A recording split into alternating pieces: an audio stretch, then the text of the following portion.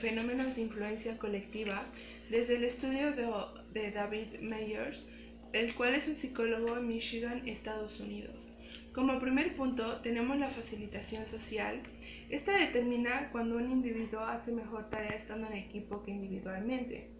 Influirá su entorno y el tipo de tarea. En segundo punto está la holgazanería, que es el actuar el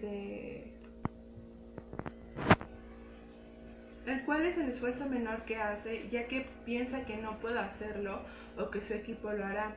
También influye el estado de ánimo en el que se encuentre, ya que impide la productividad del mismo. En tercer lugar está la desindividualización. Esta es la pérdida de conciencia de uno mismo y el miedo a ser evaluado por las conductas que uno haga estando en el equipo y la atribución que haga el mismo. Para poder entenderle mejor, daremos un ejemplo que sería el hacer un proyecto final que se debe de entregar. Este se debe de tener en cuenta las personas con las que se haga, la convivencia y el orden que se tenga. También a la hora de repartir el trabajo se darán cuenta quién trabaja y quién no.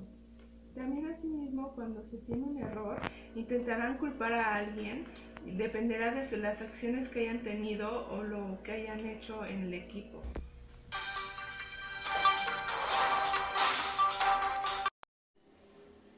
Hola, el día de hoy hablaremos de la influencia social en los grupos interactuantes. Existen dos procesos estudiosos por la psicología social, los cuales ayudan a explicar cómo hoy en día se toman muchas decisiones en grupo. Para poder entender muchísimo mejor esto, lo dividiremos en dos. El primero es la polarización de grupo, encuadrado. Este consiste en una acentuación de la postura inicialmente dominante del grupo. Como segundo tenemos el pensamiento grupal. Es la forma de pensamiento que surge cuando la búsqueda de concurrencia se vuelve dominante en el endogrupo. Y de esta segunda derivan los llamados síntomas del pensamiento. La primera es la sobreestimación del grupo. Esto consiste en el optimismo excesivo sobre el grupo. Como siguiente tenemos la cerrazón mental, la cual consiste en rechazar información que vaya en contra de la decisión del grupo. Y por último tenemos la presión hacia la uniformidad, la cual se manifiesta a través de rechazar ideas exteriores al grupo. Janis propone esto para evitar el pensamiento grupal. El primero, ser imparcial. El segundo es aceptar críticas de personas exteriores al grupo. Y por último tenemos el de solventar las dudas. Y bueno, eso es todo por hoy. Gracias.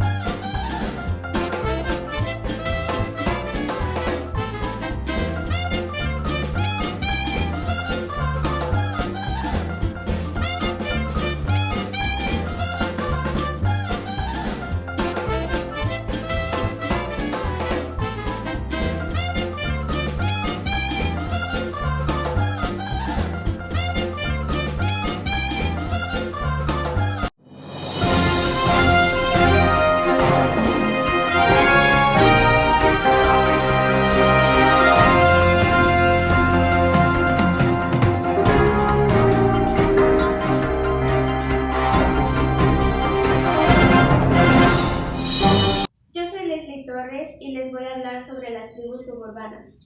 Las tribus suburbanas son grupos de personas con ideologías en común, por ejemplo, la música o la vestimenta.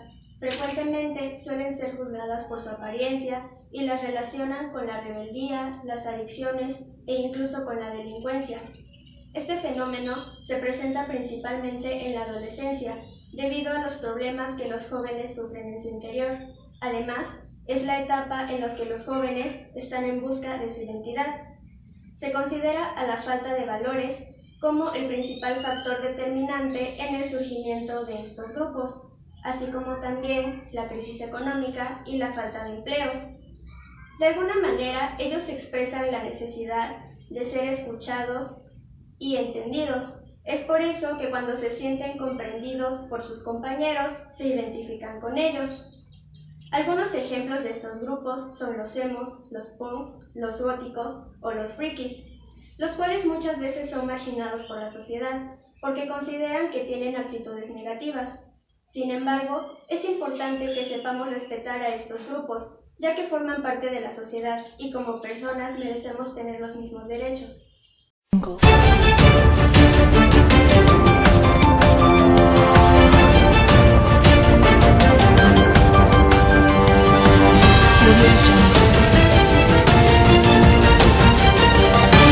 Vimos que las redes sociales pueden influir bastante en la percepción de la realidad, sobre todo en la mente de las personas más jóvenes, las cuales llegan a tener de 14 a 24 años, lo que significa que están en una plena búsqueda de identidad y por lo mismo buscan formar parte de un grupo social y la aprobación de este. Requisitos los cuales las redes sociales ofrecen por su dinámica de compartir el contenido con el mundo, sean redes sociales como Facebook, Twitter, WhatsApp, Messenger, TikTok, entre otras muchas existentes, las cuales globalizan a las personas y les permiten compartir y recibir información. ¿A qué nos lleva esto? A una consecuencia muy grave, y es que algunos pueden llegar a recibir acoso cibernético, depresión, ansiedad, anorexia, falta de autoestima y demás trastornos psicológicos, aparte de retos los cuales pueden llegar a dañar su integridad física y moral, tales como el Ice Bucket Challenge, el cual, pensando analíticamente, puede llevar a las personas a sufrir pulmonía o algunas enfermedades debido al frío que se recibe al tirarse un balde de agua en la cabeza, o el reto del cutting, el cual consiste en, con una navaja de afeitar, cortarse los antebrazos con el fin de conseguir una cicatriz. Consideramos importante también decir que el aporte que estas ofrecen a cultivar valores y virtudes en nuestras personas es casi nulo. No es de extrañarse que aquellos influencers, por su definición, personas que cuentan con cierta credibilidad sobre un tema en concreto y por su presencia e influencia en redes sociales, pueden llegar a convertirse en un prescriptor interesante para una marca, son los que más relación tienen con polémicas e incluso llegando a mostrar actitudes arrogantes y groseras. A veces lo manifiestan sin querer. Eso no es ningún problema. El verdadero problema está en que la mayoría de consumidores de estas personas son jóvenes, los cuales pueden adoptar o considerar divertidas estas actitudes, los cuales los llevan a imitarlos y a formar esas ideologías como parte de ellos. Muchas gracias.